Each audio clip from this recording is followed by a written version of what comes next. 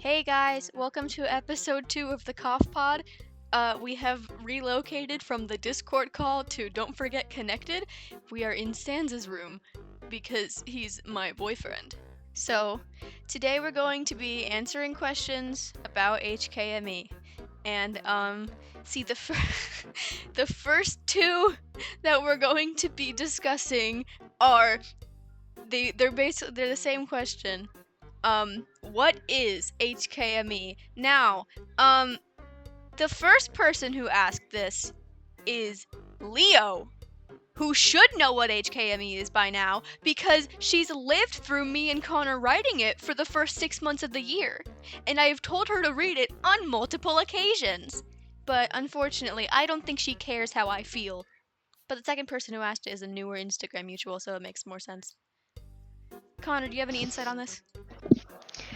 I'm pretty sure Leo has been in the call with us a multitude of times while we wrote too, so that makes it a little worse. She hates us.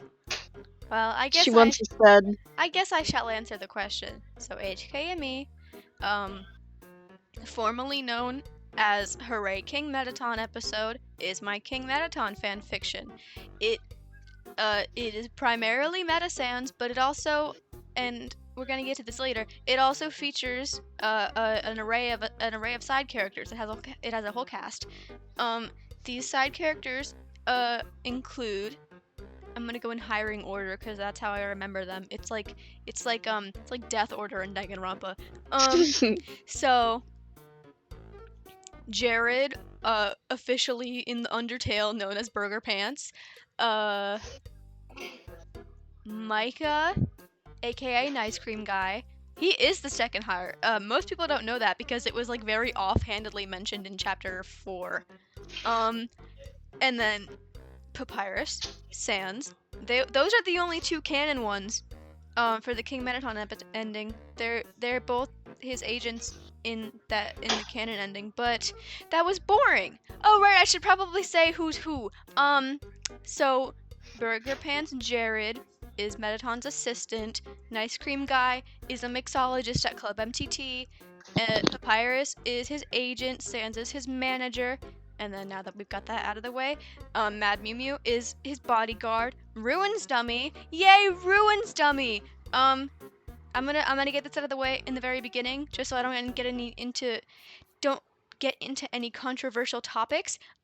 Ruins Dummy in HKME is a trans man. I know that in Undertale canon they are gender neutral, but he found himself and he's a cool guy. Who's next? God, I can't remember. Ruins Dummy is both Metaton's publicist and therapist, so #awkward. Napstabluke is his music producer. Shiren is his secretary and replacement Alphys. And then I think I missed Caddy and Braddy at their chapter 7. You did. They are Club MTT. Caddy is a bartender and Braddy is a bouncer. Fun fact, in the canon King Metaton ending, Sans is a bouncer to an unknown place. I don't know. I'm confused. Connor, do you have any idea? He's a bouncer because he bounced that ass. That is not true. He doesn't have one, so you're right. Yeah. My input is I love Ruins Dummy. I love Mad Mew Mew. Never hate a woman. She's going through it. And Maddie and Brad, what? Caddy and Braddy are lesbians. Oh my god. True, they are. Shadowax. What? A Sans named Shadowax just walked in here and left immediately. I didn't see that. Yeah, this is a public game, so people are going to come in and be like, "Hey," but hopefully not, because that'd be really awkward. They're gonna see that we're filming a podcast in here. So now that we've gotten what is HKME out of the way, I can't explain the plot because I want you guys to read it if you haven't already. Leo, Read my book, Leo. So we're gonna move on to real questions. And I'm gonna go in chronological order now. So the first question ever asked for this was from Clowny, and he said, "Is Papyrus okay? Is he chilling?" And he is, actually. Papyrus ends the story. Oh my god. Papyrus ends the story better off than I every didn't know you other could do that. character. He's completely fine. He's doing great, actually. And I think it's really beautiful because most other people in the story, they're not having a fun time. Well, Muffet, I guess. Muffet, she's kind of a special case because she isn't affected by any of it, and that's kind of why she's fine. But Papyrus is directly affected by half of this stuff, and he's good. He's chilling. So yeah, he is chilling. Connor. My input on that is I love Princess Papyrus. Oh yeah. Also, he's transgender. He's a girl. He she pronouns. Is she girl? Princess pronouns. Princess pronoun. I love that princess pronoun. Yeah, me too.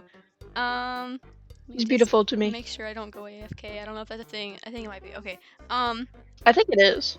Oh no. Okay, the next question is from our good friend Mar, and she asked, "What was the hardest part to write and why?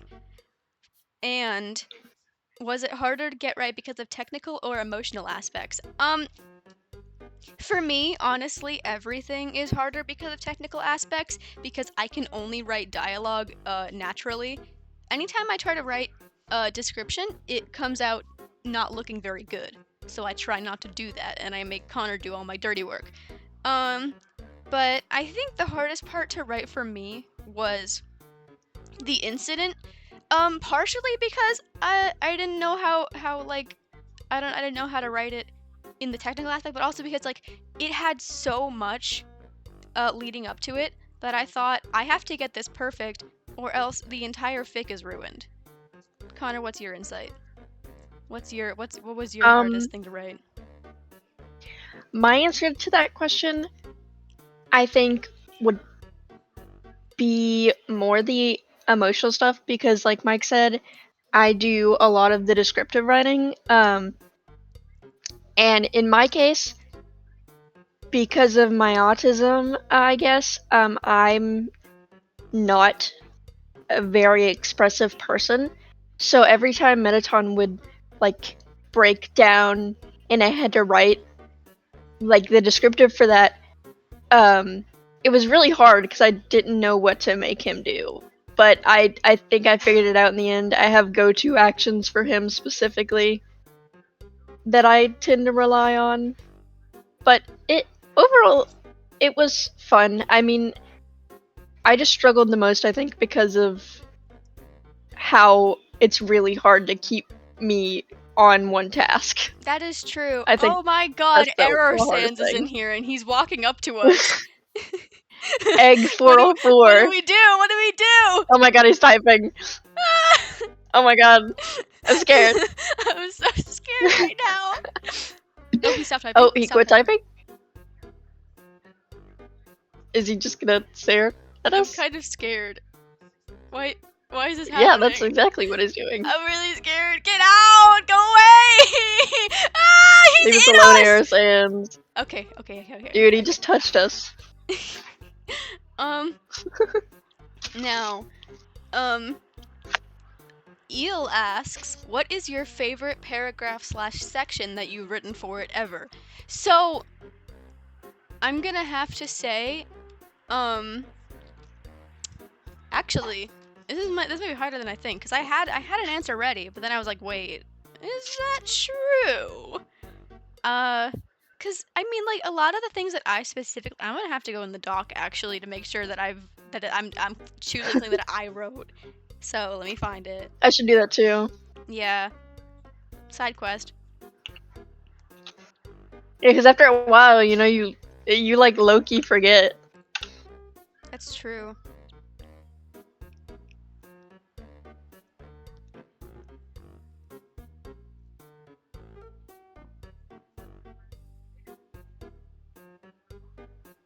What even is the doc titled? It's Is it called the Quagmire one? No, it's I'm Feeling Like a Mike Schmidt. God. Okay. Oh my god, I didn't realize that I wrote most of chapter 23 by myself. Like the entire second half of the not second half. The entire chapter 20 onward was mostly me, and that's really disturbing. Yeah, I think that That's was my not fault normal. because I just didn't want to do it. Okay. That's another thing. Like I think that it's fine as it is, but also if I had your input for the rest of the freaking fic, I think that it could have gone a lot better, and I think that we need to do that eventually. Not right now, of course, because we're Yeah, filming a I podcast. agree.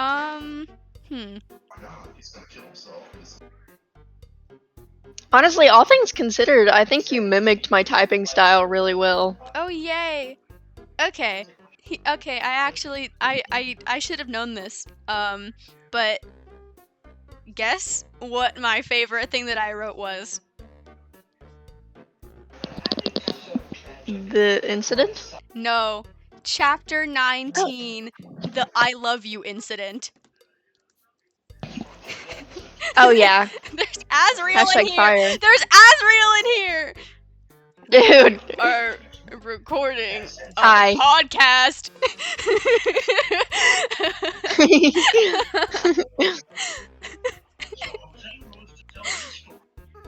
Oops, sorry. Oops, sorry. Oh no, it's okay. It's okay, Asriel Dreamer. Was just making my way out of the void. Oh my god, was he always in the void? Oh, okay. I guess. Oh I my guess. god. I don't know. Okay. So yeah, my favorite thing that I wrote was chapter 19, I love you incident. Now what was yours? Let me try to find a scene that I actually primarily wrote for once. I really was slacking near the end there. Why is Water Eater in here now? I think they're maybe they're friends. Hello. I think so, because they're talking to each other. Hi.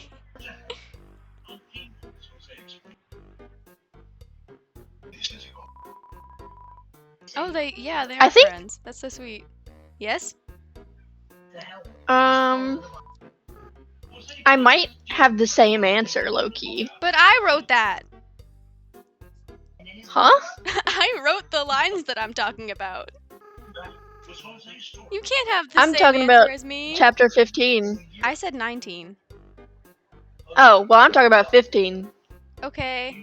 So, you don't have the same answer as me. Yeah, we're talking about different Metasans things, I guess. Well, weird. Okay. But I like Chapter 15, and I wrote a lot for it, so... It's supposed to be specific paragraph, not entire chapter. God. Oh, oops. Yeah. I forgot.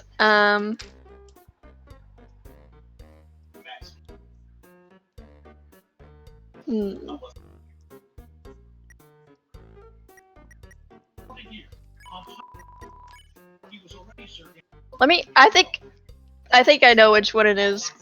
Probably one of the grief chapters, you know? You just changed your answer. Is it not a paragraph in chapter 15? I guess not, because I kind of looked at, I think it's good altogether, but kind of, if I look at the paragraphs themselves, nothing real special there. I see. Okay. Well, the next question is Mar asked, what led Sans to the decision exactly? And I wrote a fic about this. That was the point of the epilogue of the epilogue. But it's mostly what he said. He explains this himself, and you're not supposed to trust anything he says, but he was correct in this case. He just got sick and tired of being rage baited. And I mean that sincerely. It was actual rage bait. That's what it was. It's not even in someone sees a joke and they're like, is this rage bait? No, he was literally seriously being baited to get really mad in order to freaking kill his boyfriend. Spoilers! Don't care, because anyone who's watching this probably has already read it. Connor, do you have any insight on this? Even though you're not the type of guy that came up with the incident. I feel like you still might have something to say. Two things. My answer to the previous question would be chapter 23, the first paragraph, because I think it's really funny. Cool. Second, my answer to this one, I will say, after the incident, the post-incident, I was on Maddie's side. Of course. If you haven't read it and don't know Everyone's what on that Maddie's means, side. yeah. If you're not, then if you something haven't bad read it, you happened. know, yeah. But Mike was like, no, don't even think about it, girl. Yeah. Well, hey, you changed. Yeah. I think that killing Sans would have. I say this every time. Killing Sans would ruin the story because he needs to live with what he's done. He needs to face the consequences. Killing him would be letting him off easy. Okay? And people and like in the early days before the incident even happened, for everyone was like, "I think you should kill Sans." No, he needs to live with it. He needs to freaking live with the consequences of murdering someone. Death sentence only works in real life. I agree too. Like I agree, but Yeah. that was my initial thing. Even though we all want him to die, he can't because it'll ruin the narrative. The end. Okay. See, guys, if you kill your boyfriend, the moral of the story is don't kill your boyfriend, or not only will you be forced to live with your actions, you'll be forced to live with your actions surrounded by his family playing cards. Okay, well, for the Burger rest of Pants your is not life. his family. He's an honorary member. He was his employee, you I know. guess, I suppose. Yeah. That is true. And they'll say, "Hey, you got any fours?" And then you'll go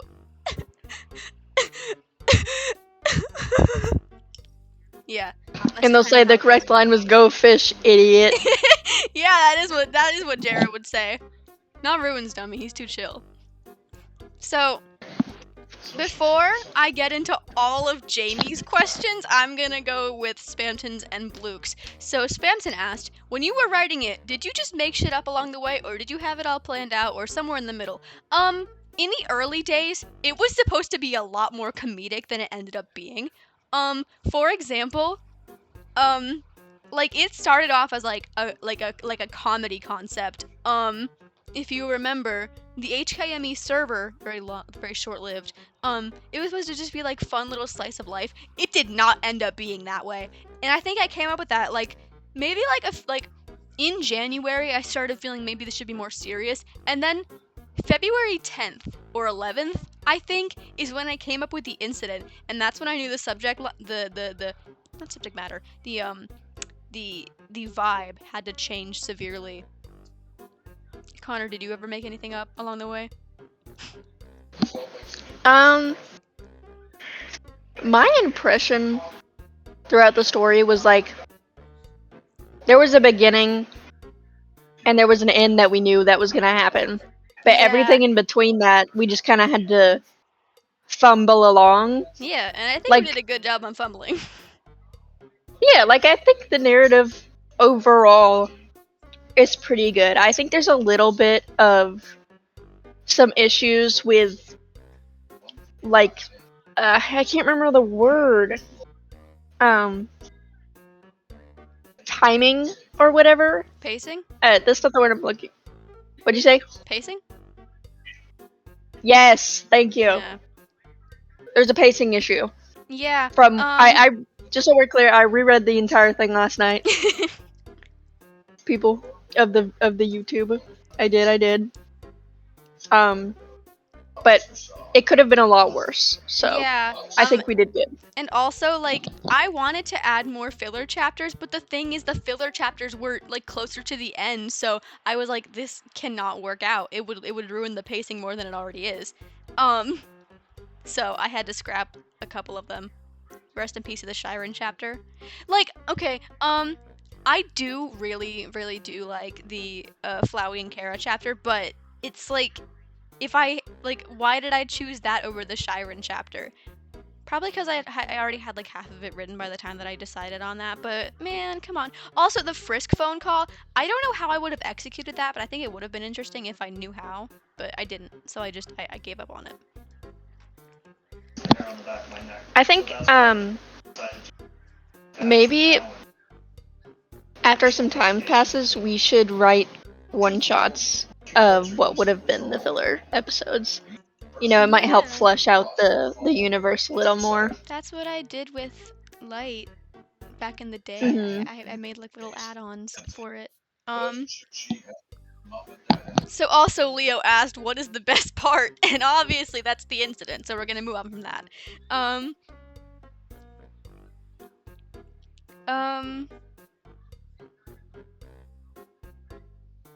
Alright, Meme has questions too. Meme asked, favorite and least favorite chapters. Don't copy my answers, Connor. Form your own opinions while I tell everyone mine. So, my favorite chapter is chapter 23 because I feel like it opens up that side of Sans that we haven't really seen before, and also before it gets crazy. So I think it's really cool. And my least favorite chapter, I think, would have to be. Let me think about this. Let me think about this really hard.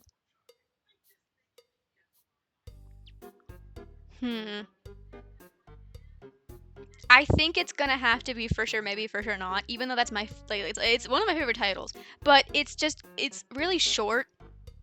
And I feel like it could have been longer, and it's kind of just like a little bit boring. So unfortunate.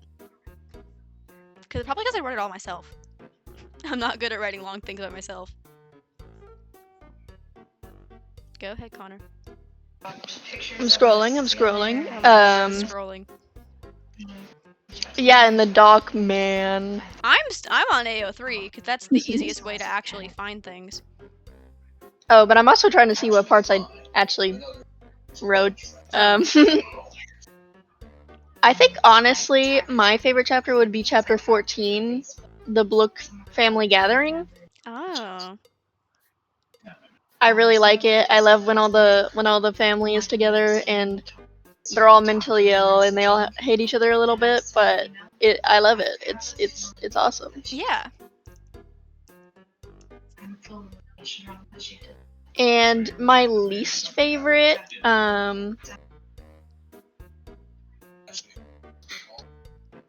would I think be honestly, no hate to you, Michael, or Mar, chapter 1. Just because I think it was too short. Yeah. I feel like I should have helped. I didn't touch that chapter. Yeah. I really should have. Yeah. But by the time I got to it, it was already posted, so I felt like there was no point. But I want to eventually add to that if we ever go back and fix parts of HKME. Yeah, chapters 1, 2, and 3 were almost entirely me, and that's why they're all so short. I'm really bad at writing long chapters. It sucks balls. I'll help you one day. One day. Okay, let me find a next question. Favorite side couple. I don't know if you guys know this, but I'm a big Cream Pants fan. For the public, that's Nice Pants. I like to call it Cream Pants because it's funnier. I've always been a big Cream Pants fan. They're my favorite. They always will be my favorite. Like in the freaking ship scale, they're like second to Meta Sans, and that's really saying something. I just think they're so sweet. Even if Toby Fox apparently is not an advocate for Cream Pants, even though he put them in Deltarune, I'm confused about that. Maybe let me think. Maybe his favorite Burger Pants ship is Meta Pants, but his favorite Nice Cream Guy ship is Nice Pants. I think we figured it out. Anyway, that's besides the point. Puzzle. That's besides the point. Cream Pants forever. What's yours? Mad Muffet. Of course, yeah. I'm gonna hold them like dollies, and I'm gonna make them kiss, Wait, and they're gonna love each other. wait. Why can't I press B? Hello? Oh, maybe I'm stuck. Okay, there we go. Oh wow, that's beautiful. Kiss me. Mwah. Yes, dear. That's beautiful. Mwah. yes, dear. Okay. And then the next question is, why is Princess Papyrus electrocution proof? I want his secrets. Well, the answer to that is very simple. And I'll tell you right now. It's because she's already tanked so many electrocutions that don't matter. But also, like, I just think he doesn't care. He's so happy-go-lucky and carefree that, like, I feel like when he got electrocuted, he was just like, oh, okay. Like, judgmental, of course. But I think, yeah, she's fine. I agree with this. I will add that in the story, it is explicitly said that it's because he got shocked so many times during the tile puzzle. No, it wasn't the tile puzzle. It was the invisible maze puzzle. Yeah, that. Yeah. My bad. Yeah. They all kind of blur together. Thanks a lot, Frisk. Yeah. And now, Meme ask, why'd you choose the songs you chose for the chapter titles? I'll take the wheel for this one, cause I made all of these. Well, actually, I think I contributed to like one, maybe. You Okay, that's all. suggested which one I should choose. I came up with all of them though. Like there was a list. Yeah. Yeah. Okay. So number one, this might be a long section. I'm gonna have to speed it up like I did with the last cough pod. So chapter 1, another wave has turned its back on me.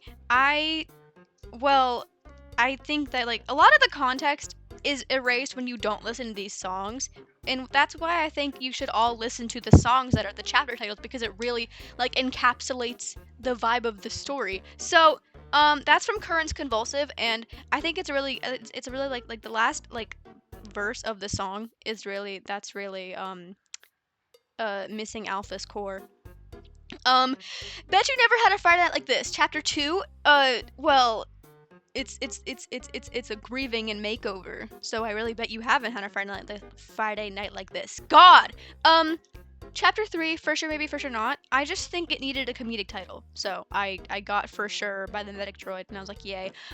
Number 4, but they've overcome their shyness. That is foreshadowing. I always wanted a chapter towards the end to be, now they're calling me your highness, and I'm really glad that I executed that well. 5, just look at me now. So that is funny because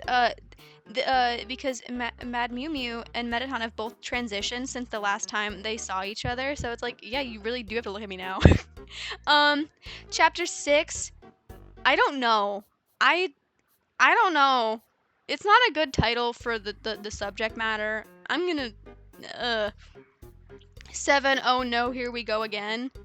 That's the first ever Metasans chapter, really, because I mean, chapter 4 kind of was, but it also wasn't. And then chapter 7 is where it gets #real.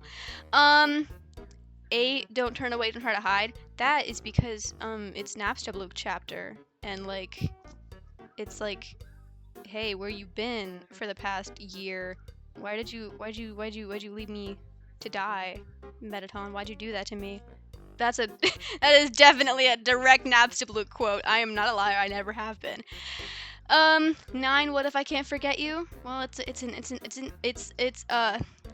Shyren replacement Alphys chapter. So it's like, I don't want to forget Alphys. Wait, I can't forget Alphys, so I'll make Shyren into Alphys. That'll work perfectly. 10, did someone say heroin? Well, he did say heroin. 11, that is say you'll do it for him. That is from Do It For Her, and it's because it's the battle training chapter. Yeah. You know what? I'm tired of this. I don't think I want to continue. Just like think about it. Do your own thinking, Meme. Thank you very much. Listen to the songs, Meme. Yeah. Blook asked, if you were to change anything now, what would you change? I think I would have put more emphasis on the side characters because I love them all so much, and they didn't get enough screen time, and I think they need more screen time. Me personally, I would help more with chapters 1 through 4. And the last 10. I would flush them out. Yeah, those two. The final chapters too. Although I think the incident is perfect as it is. Like I think you hashtag nailed it, as Thanks. that one cake show says. That's a great show. And like Mike said, more emphasis on the side characters. You know, more filler chapters, preferably towards the beginning before the mood shifts so heavily. Yeah. I love more family gatherings. Like we know in the story they happen monthly, but we only ever see like 2 of them. 2. Yeah. Yeah. And I just love when they all get together. It's wonderful. I love it. It was fun to write too. Okay, so here comes Jamie's barrage of questions. So from this point on, all of the questions are from Jamie. Was the ending of HKME a lot easier than the beginning to write, to come up, to enjoy personally? Actually, you can tell that it was easier for me because they're longer than the initial chapters, and it's funny because I said I have trouble writing longer chapters when I'm by myself, but like the entire like last maybe 9 actually, maybe like not 9. Maybe the last like 7 chapters were all me, and they're like a decent length. Meanwhile, the beginning I was struggling so hard, and nobody wanted to help me, except Mar for 1 chapter, and then she abandoned me. Except actually, no, she came up with the King Boss King joke. That love you, Mar. What about you, Connor? I know you don't have really much of a say in this because you weren't there for the ending or the beginning, but what do you think? I mean, I wasn't there to help with the Can you ending or turn on beginning, noise but suppression or something? I'm sorry, man. Oh wait, yeah, I can. Hi.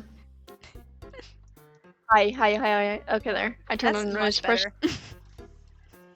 Yay. Okay, but my answer is I wasn't there for the beginning or ending to help write, but I was there in that I saw Mike discussing it a lot. We talked about it a lot. I think we were in calls when he wrote some of those chapters, even if I wasn't helping because I didn't want to. And I think in a way probably the ending was a lot easier just because the ending, like the incident, was what made the fic exist. Like it was kind of planned around that. Hey, why are you Lanther? Cause I'm hanging out. What do you want from me, man? Yeah. Oh, hey, Susie. Aww. The siblings of all time. Let me do something. To give Leo some attention, even though I've been bullying her all day. Hello, kittens! I've just gotten back from hanging out with my polyamorous girlfriends and boyfriends and the they-thems. Hey, Noelle. I'm one of the girlfriends.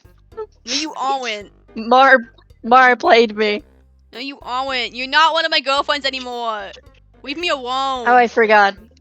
Go forgot. away. I don't like women. Stop following me! Wait, why am I not allowed in there? Oh, there we go. Stop following I me! could have gone to mine. Stop! Leave me alone! Leave me alone! My teeth are rotting all the time. My teeth are rotting out of my mouth. I don't care. Ouch. Stop. Ew, it's story ship Kara. Why is Frask 11 here? Okay. Do you believe in a time and place where the ending didn't wrap up that way, or would it always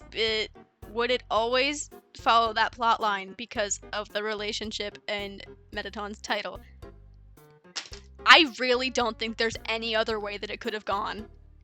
Because Metaton, as he has like said himself, he refused help. He didn't talk about anything substantial in his therapy. He didn't make any effort to like grieve normally.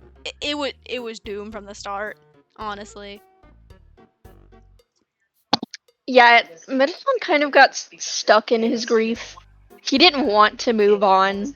Um, like he did in the fact that he was miserable, but he, like Mike said, never put any effort to that. He let himself stew in his grief, and in a way he bottled it up a lot of the time anyways. Like he was feeling it, but he would barely talk about it. He wouldn't talk about it. So I think it was always going to end this way. You know, Metaton hashtag borderline personality disorder. Yeah, I guess. Suicidality is very common, and it really was, I think, inevitable that maybe not the incident going exactly the way it did, but I think Metaton would have always died Yeah. because he wanted to be with Alphys. Yeah. Even that's not even how that's not even Alphys, how like the afterlife works. There is no afterlife. You're just yeah, dust. um. yeah. All right. Next question. What's your favorite chapter title that you thought was most fitting or overall memorable?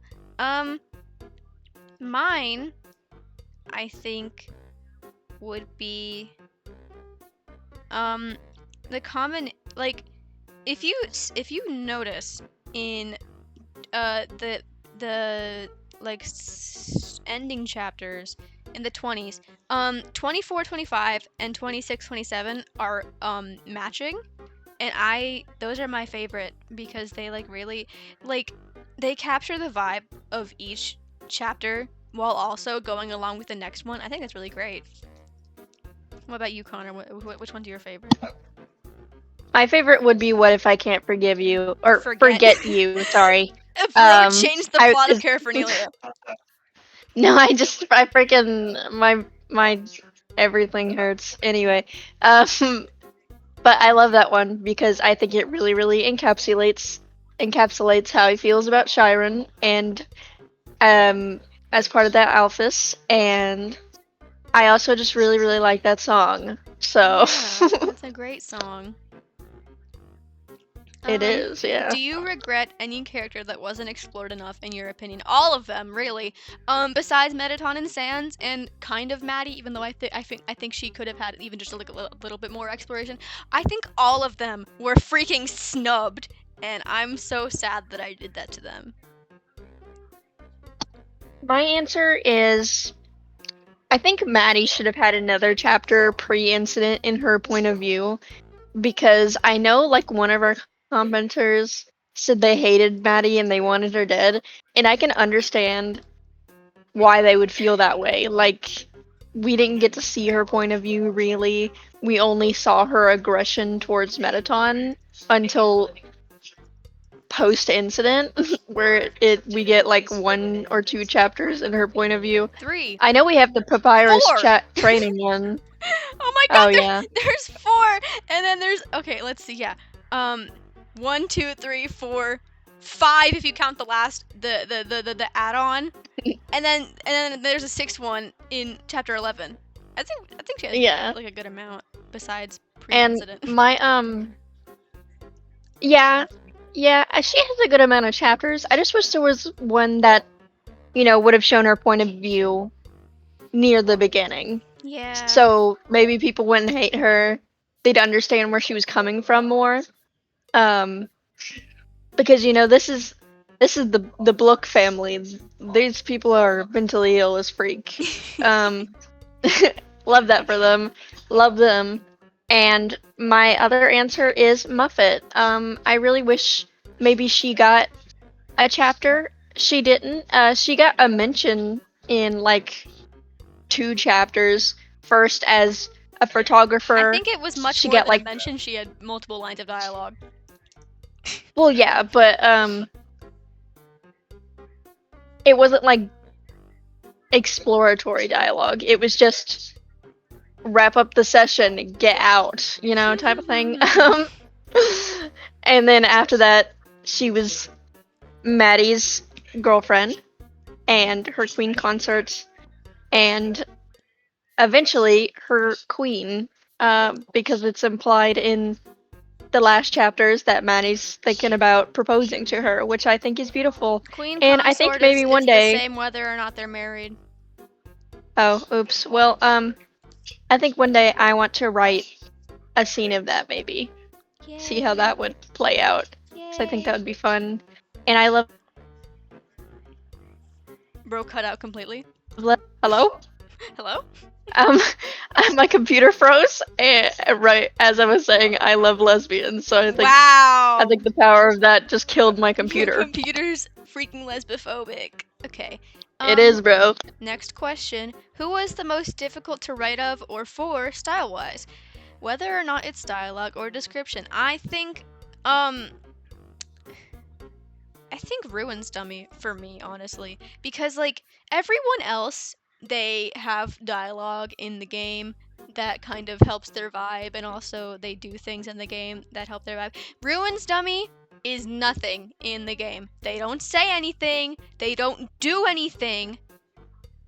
They get mentioned by Maddie, but you can't trust her because she's an unreliable narrator. So he was completely impossible, and I think I leaned a little bit too much into the comedy of him because there's no other way I could have gone. But I don't know, it was so hard. See, I had a fun time with Ruin's Dummy for that reason. Um, I know one of the chapters starts with like beady eyes filled with this inexplicable air of tragedy, and I wrote that line. And I loved it. I just think he's so fun to write for because of the fact he's just this weird dummy with a Muppet mouth, and he drinks a lot, and he is just a funny guy, and I really like him.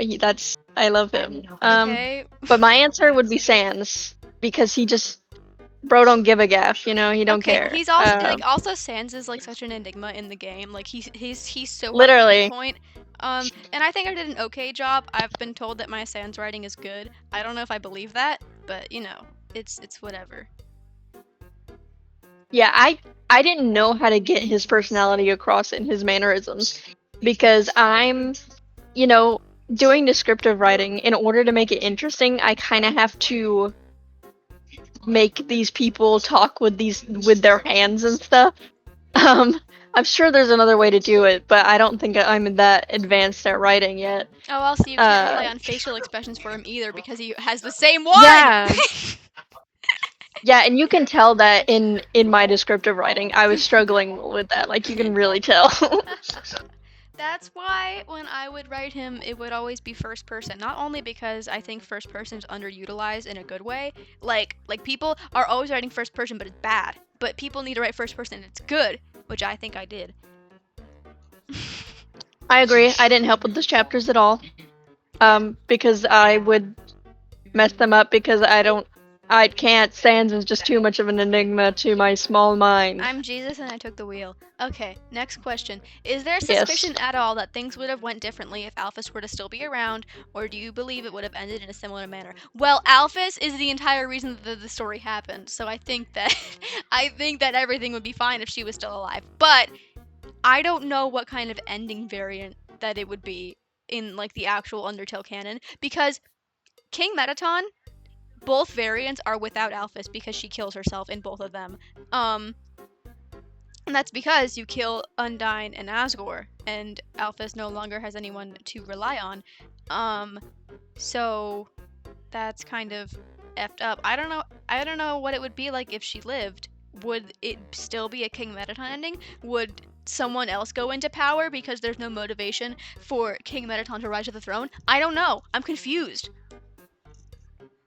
My theory would be if I know this isn't an ending type in Undertale, but I think if you still killed Asgore but you spared Undyne somehow and like everything else was the same as the King Metaton ending, um honestly, I think probably Alphys would not kill herself first off because she wouldn't have the motivation to because Undyne's right there, the But love of her life or whatever. we're not talking about Undyne though. We're talking about specifically Alphys. We can't change fate like that. Undyne's dead before the story even happens. I know, but that's what I'm saying. Like I think if Undyne is dead, Alphys is always going to follow her, just like with Alphys and Metaton. I see. Um Okay, you could have explained that much better than just going into the Undyne land. But She has I'm just no saying, involvement in this story. I think if Undyne were to live, and therefore Alphys, I think Undyne would have become the new ruler. That's not true. Because, like you said, seriously? That's not what happens in the game. If Oh, Undyne well, who becomes the new ruler? Oh wait, actually. Oh yeah, since Toriel is dead, it would be Undyne, yeah. Oh, okay. Thanks, Toriel. I love that woman. You're saying thanks for her dying? Okay. Yep. I'm not really good at remembering which ending variant is which because I only play family ending, so I can get true pacifist. But I think that if you kill Toriel and Asgore, it does default to Empress Undyne, even though like what's gonna happen to everyone else? I don't know. Okay, so the next question is, what was a conversation between two people that you thought was the funniest? God, I can't remember if this happens. Okay, there's like 3 that I'm thinking of. I can't remember if the first one happens in 10 or 17, so I'm gonna have to check.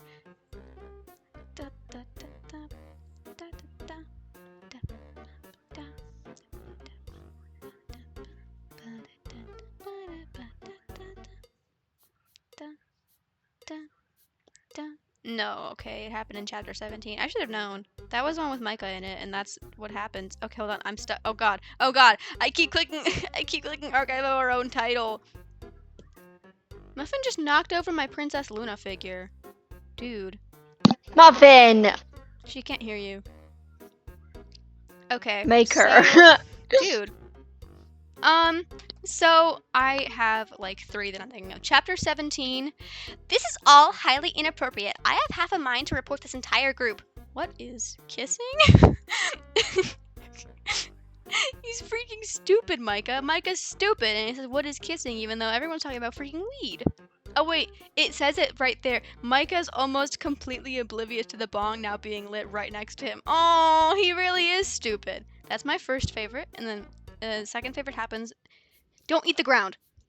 Second favorite happens directly after in the second freaking in chapter 18. Papyrus says, on a similar note, can I just get a shot of grenadine? And then everyone's like, Papyrus, you were disgusting. And then Papyrus goes, you have no taste. And then he downs it, and that's disgusting. And it's really great though. And then is it? Oh yeah, 21. 21 is a good one.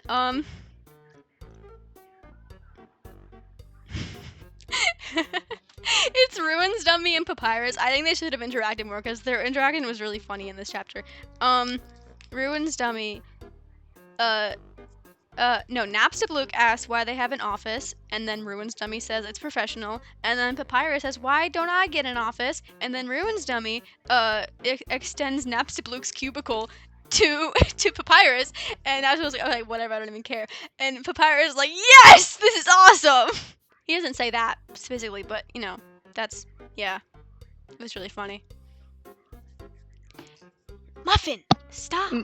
Mike will probably accuse me of copying him, again, but I'm not. My favorite will always be the chapter in Grillby's where Papyrus takes a shot of grenadine. That was I love it. Grillby's, that was Club MTT! Oops. Well, you know what I mean. There was one Grillby's chapter, and Ruins Dummy was in it, and you should have known this. That's probably why I immediately defaulted to Grillby's. But Ruins Dummy wasn't in chapter 18. Doesn't mean I stopped thinking about him. Weird. Okay. I love that weird guy. Now it's time for Jamie's second batch of questions. Not chapters. He says, how long was Sans actually thinking of this outcome? It was chapter 23. When the idea was put into his head, he started weighing out his options. And he wasn't going to do it initially. But, you know, in chapter 25, he got provoked.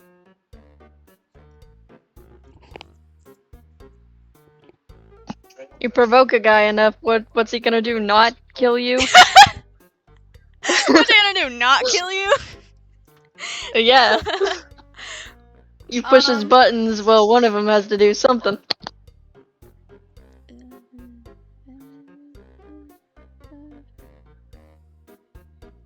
I'm gonna skip this second question because I don't understand it. I'm lost. Do the monsters believe that Maddie was the best option as successor unanimously? I wouldn't say unanimously. I think the general public of the underground was, distraught because not only was the king gone, their favorite movie star was gone, and that's their favorite guy, and that's really sad. These people are role playing, I think. Um, um, so they were probably pissed off, but I think eventually, because Maddie is obviously the best option in this current state of the underground, I think they eventually warmed up to her because she's such a good ruler. I need to expand on this, but she's such a good ruler. What do you think, Connor?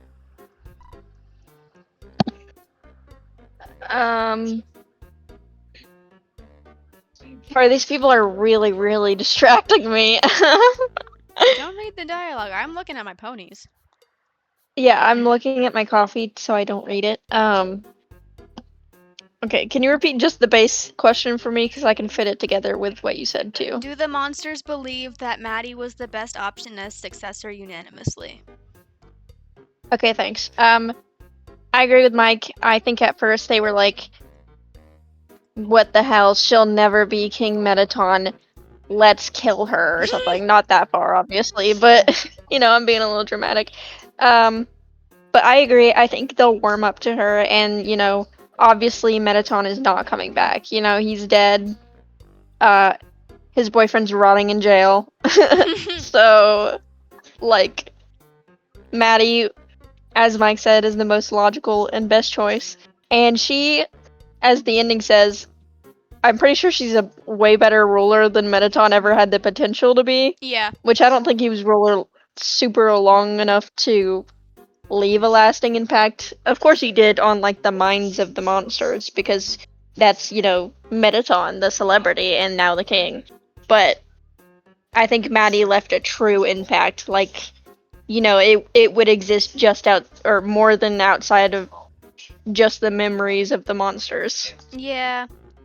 Also, I like someone, I don't know who, might watch this video and ask, "Hey, I think that the most logical option as successor, because it's an actual ending, would be Papyrus." But if you look at the King Papyrus ending, he's really not having fun. He everything sucks for him. So obviously, since he's a follower, he's going to be a princess instead of the queen because that's too much responsibility and he wouldn't be having fun. Yeah, it's like trying to trap a tornado in a Tupper box. Like you can't do that. It would just die out completely. There would be nothing left. He can't he can't take it. He can't take all that pressure. Yeah. All that Okay. responsibility. Next question. How much did Maddie actually read from Metaton's diaries? Did Maddie feel obligated to board up the room because of guilt, or was it truly to stop everyone else from looking? So for the first question, I think she got like up to 3. I don't remember which one exactly it is. I think it might be 3. But it's the one where Ruin's dummy leaves and Napstablook asks if Metaton would ever want to become corporeal too, and they say, "No, you're my freaking best friend, Blukey. I would never abandon you." And then wistfully says, "I'll never find the kind of body I'm looking for anyway." I think after that, Maddie was like, "Okay, I need to get rid of these." So I think she did it actually because she didn't want anyone else to see, because that's like really like confidential and horrible information to reveal after someone's death. Yeah. I think a part of it too probably is, a lot of people after the death of a family member or just anyone that they knew or cared about, they want to make basically a shrine of that person. Like they won't touch their room. They'll leave everything exactly as they left it. And that probably played a little bit into this too. Like she burned the journals, of course, But after that, she probably didn't want to ruin one of the only remnants of Mettaton she had left, so therefore she boarded up. She Especially boarded it like up. especially like the only like remnant that is like who he actually is and not the Yeah. like horrible creature that spawned after Alphys died. Yeah. Yeah, the remnants of who he was before. And I don't mean pre-transition, although that house was of that, but just, before grief kind of ruined him. Yeah. Okay. The final question is not really a question, it's a request. Nice Pan's wedding details. Well, Um, maybe we could write that one day. I don't want to do that. Maybe I could write that one day. Yeah, I think it was like it wasn't low key, but it also wasn't like an ordeal. Like there was definitely a ceremony and a reception, and I think that the reception was like really fun because like the whole thing with that being included is like life has to move on even after really bad things have happened. And I think that their wedding being completely unaffected by what has happened in recent times in the underground, I think that's really important. Because they're chilling. They need to get married, and they did get married, and it was awesome. I feel like I didn't articulate that very well. I get what you mean. Like, they both knew Mettaton, yes, but they were, Jared was straight up happy Mettaton is dead, Yeah. and Micah's, like you said before, is just happy that Jared's happy. Yeah. So while their lives were touched by Mettaton, while he was alive, grief did not ruin their wedding. Grief did not have a place there. So it kind of probably helped everyone move on a little bit to have this thing like that was so normal, and it wasn't like, hey, blah blah blah, Mettaton, blah blah blah, Mettaton, dead, dead, dead. Dead. Wasn't a reminder. That's all the questions. Connor, do you have any questions for me?